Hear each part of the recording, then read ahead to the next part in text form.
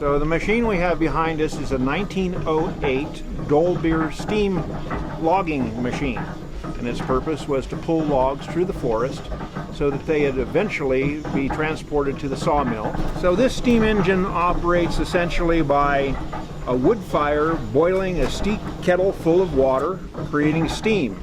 It carries a variety of whistles on it, but back in the day, really, it only had one whistle for purposes of communication within the forest.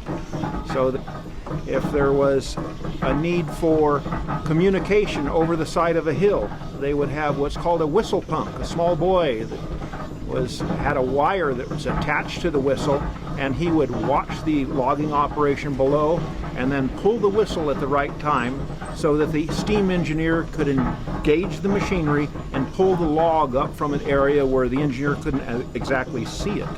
Okay. So what we will be doing is a demonstration of how this machine actually moved logs through the forest. Essentially, the loggers would drop the trees, and this machine would roll the logs into two-pole chutes, which is basically a road through the woods. They would drag these logs through the woods, eventually dumping them into Shaver Lake. It would be gathered up by the steamboat, the Michigan, transported over to the sawmill. The sawmill would then cut them into boards.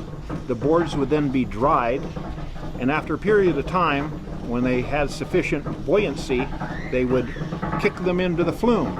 And then the flume was 42 miles long and would reach Clovis 6.5 hours later.